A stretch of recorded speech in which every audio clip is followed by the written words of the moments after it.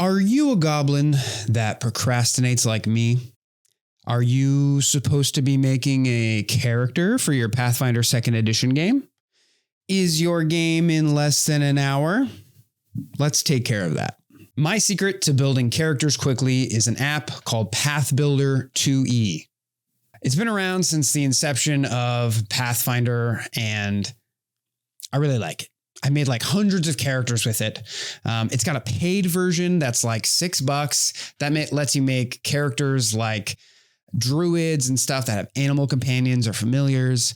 I think you also have to pay in order to get some of the DMG stuff. This isn't sponsored in any way. I just use it all the time. It's my go-to app. It's where I make all my characters, really. It's super easy and super quick. There's an Android app and a web app, but unfortunately there's no iOS app. I'll be using the Android app today, but if you have to use the web version, it should basically be the exact same thing. So let's get started. So pull up the app on your Android and hit New Character. Before we run past the pop-up, let's deselect Allow Third Party. And if you want to be even faster, go ahead and select Core Rulebook Only. Decreasing the number of options will make choosing abilities much faster. But if you have a class or ancestry already in mind that isn't in the core rulebook, go ahead and hit Get Started. All right, first thing we want to do is select our class. I'm going to assume you already have a general character idea in mind, or at least the class and ancestry, aka race in other games. For this video, I'm going to be making a cleric of Erastil. Next, I'm going to choose my ancestry. At the top, I'm going to deselect uncommon and rare to narrow down the options. If you already have an ancestry in mind, the list should be alphabetical. Just be sure to check with your DM if you plan on playing something that's uncommon or rare. Okay, that's better. The cleric's key ability is Wisdom. I'm going to avoid any options that give me a negative to that stat. At the end of the character creation, our goal is to have an 18 in our key stat, and that means we can't afford any negatives. Luckily, that just rules out Goblin, so I'm going to go with Human. They are the most versatile and varied of all the ancestries. If your game takes place in Galorian, you can find a human pretty much anywhere. Next thing is background. There are a lot of background choices, but luckily all of them won't hold us back from our goal of 18. Backgrounds can be as important as the player wants them to be. If you're playing in a Pathfinder adventure path, they all have backgrounds made for the adventure that tie you in directly into the story.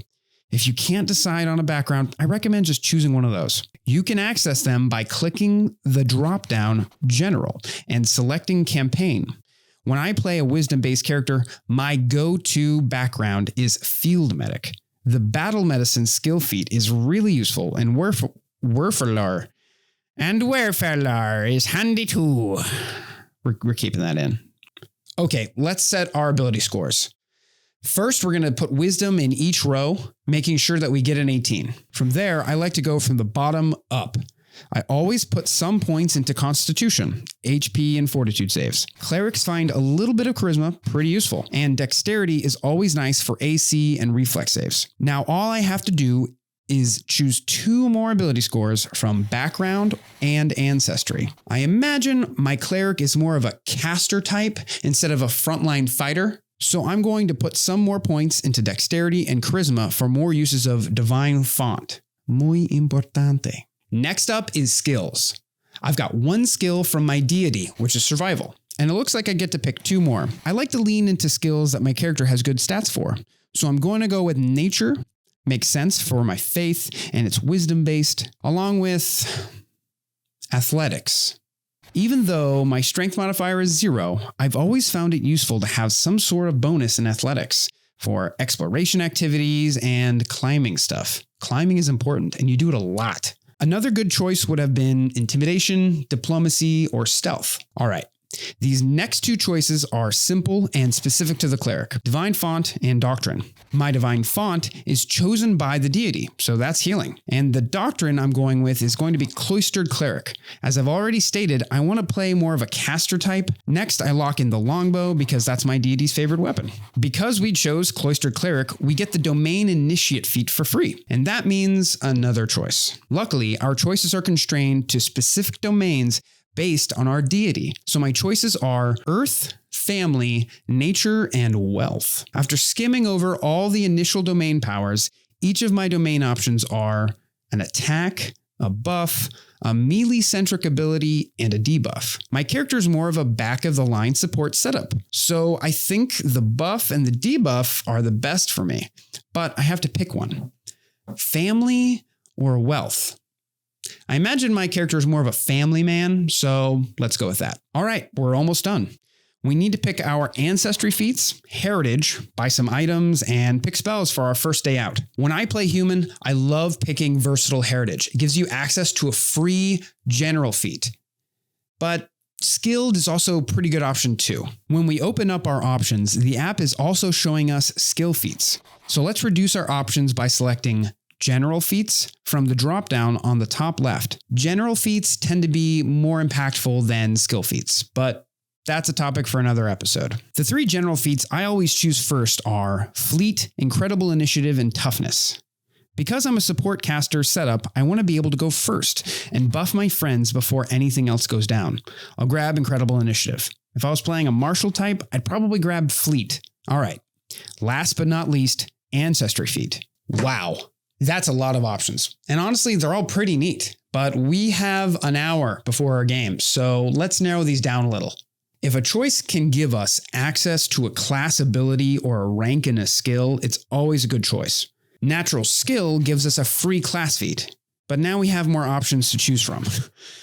My go-to first level feat for casters is Reach Spell, but another great choice for a cleric would be Healing Hands, making my healing spells even better. Reach Spell means we can be further from the fray, so that's what we'll take. And we're done with character options. See, that was fast. Let's get on to gear. Flip 5 panels to the right. It should say you have 15 gold at the top. That's great. Let's select add gear and way too many options. But I have an easy solution. Kits. Scroll down to the Ks and you'll find a kit for almost every class.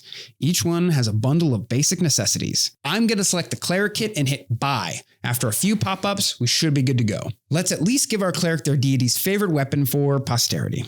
Under the offense tab, just to the left of gear, select add weapon. If you decided to play a martial character, this is the fun part.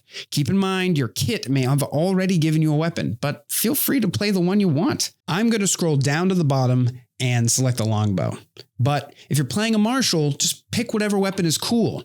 Imagine that character in your mind. They have a sword, they have a shield, they have a big sword, they have a big axe, they have a spiked chain.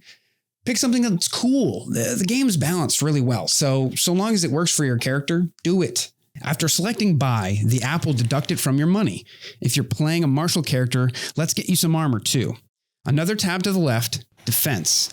Let's select set armor. My fast and easy advice is pick the armor whose dex cap matches your dex mod. If you can't remember what your modifier is, go back and 1 tab to the left. Under the About tab, you'll find the modifier. If my cleric could use armor, I would get them hide armor or scale mail. All right, we're almost done. If you picked a martial class, go into the About tab, put down your name, maybe an alignment, something interesting. You could also pick a picture.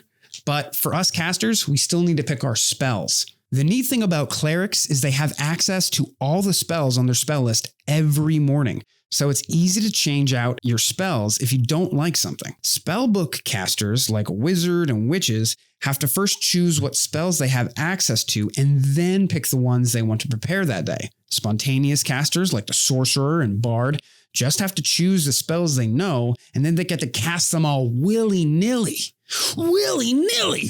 Willy-nilly. Should I leave that in? Yeah, why not? Looks like I get 5 cantrips and 2 first level spells. Let's pick 2 offensive cantrips, 1 buff cantrip, and some utility.